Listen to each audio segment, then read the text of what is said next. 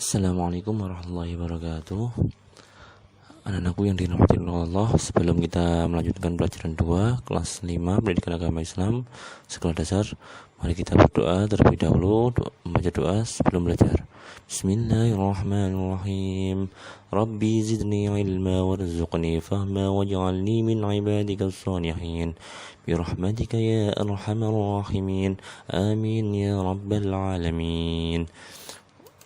Di sini kita akan membahas tentang mengenal Allah dan kita kepada Allah. Kemarin pada pertemuan sebelumnya kita membahas tentang mengenal Allah. Kemudian pada hari ini kita akan membahas tentang mengenal kitab-kitab Allah. Mari kita mengenal kitab-kitab Allah SWT.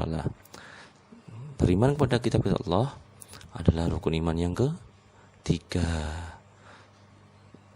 Yaitu kitab-kitab Allah itu fungsinya untuk apa? Sebagai petunjuk bagi manusia hidup di dunia ini oleh Allah diberi petunjuk lewat kitab-kitab Allah yang diturunkan kepada para rasul-rasul terpilih. Apa saja sih? Ada berapakah? Apa saja sih? Ada berapakah kitab-kitab Allah itu? Betul, ada 4. Apa saja itu? 1. Taurat, 2. Zabur, 3. Injil, 4. Al-Quran. Definisi dari kitab sendiri adalah kitab adalah sebuah firman Allah yang diturunkan lewat perantara malaikat Jibril kepada Rasul untuk disampaikan kepada umatnya sebagai petunjuk dan syafaat. Kitab yang diturunkan oleh Allah ada 4 seperti dijelaskan tadi, yaitu 1. Taurat, 2. Zabur, 3. Injil, 4. Al-Quran. Kita wajib mengimani 4 kitab-kitab yang sudah diturunkan oleh Allah kepada Rasul-Rasul kita. Kita kenal Allah. Yang pertama, kitab Taurat diturunkan kepada Nabi Musa alaihissalam. Kitab Taurat diturunkan kepada Nabi Musa di Bukit Tur Sinai sebagai bukti untuk berdakwah kepada Bani Israel.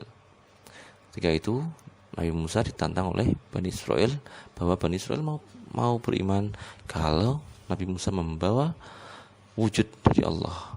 Akan tetapi Nabi Musa mengiyakan tantangan tersebut dan ke atas Bukit Tur Sinai. Kemudian Nabi Musa berkata, "Wahai Allah, tampakkanlah zatmu agar kaumku mau beriman." Akan tetapi Allah baru menampakkan cahayanya, yang sedikit cahayanya saja. Nabi Musa terlempar dan pingsan. Allah memberi risalah Nabi Musa di atas Bukit Tur Sinai tersebut. Setelah pingsan itu kemudian Nabi Musa turun dan berdakwah kepada umatnya, yaitu Bani Israel. Kitab Taurat berbahasa Ibrani atau bahasa yang dilakukan oleh bahasanya Nabi Ibrahim. Yang kedua, Zabur, yang adalah diturunkan oleh Allah kepada Nabi Daud alaihissalam. Kitab Zabur diturunkan kepada Nabi Daud setelah menjadi raja pada Bani Israel.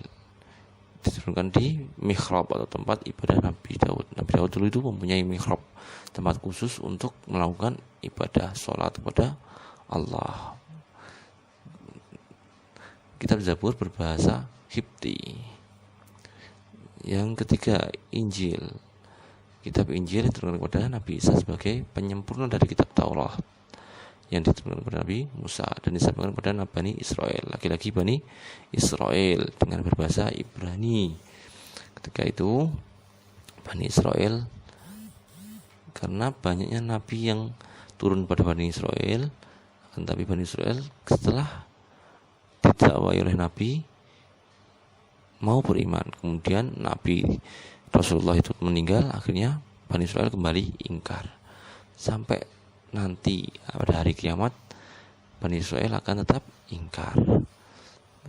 Dan mereka yang sangat besar adalah mengingkari Nabi Isa sampai mau disalib. Ternyata yang disalib adalah muridnya Nabi Isa yang ingkar, namanya Yudas Iskariot, bukan Nabi Isa yang disalib. Nabi Isa diangkat oleh Allah nanti untuk membunuh Yudas Iskariot atau Dajjal pada hari kiamat nanti. Wallahu a'lam.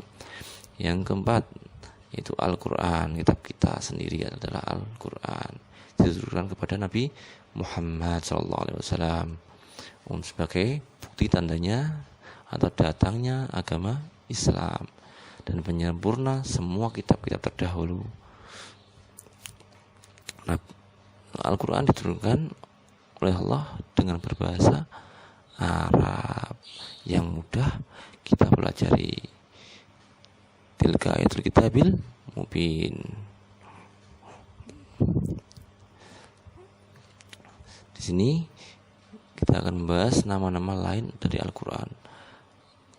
Nama-nama lain Al-Quran ada 5. Yang pertama adalah Alkitab atau kitab, artinya buku atau tulisan yang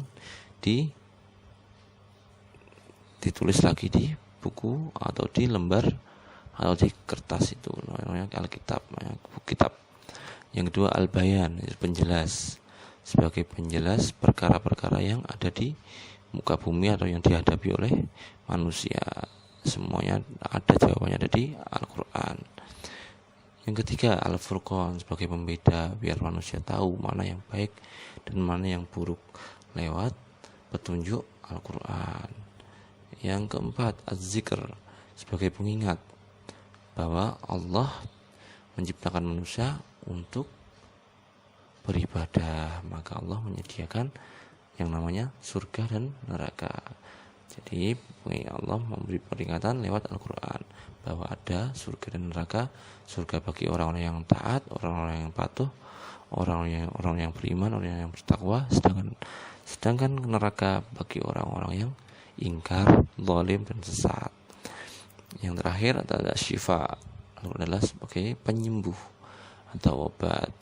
Jadi kita sakit apapun, obatnya sebenarnya ada di Al-Quran, karena Al-Quran adalah sebagai obat atau penyembuh.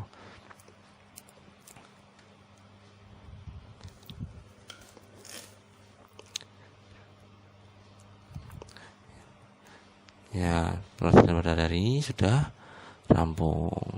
Bapak akan memberikan tugas pada kalian, itu menyalin slide di buku tulis, kemudian difoto dan di classroom. Yang kedua, mengumpulkan foto ketika membaca Al-Quran dikirim di classroom. Banyak-banyaklah membaca Al-Quran.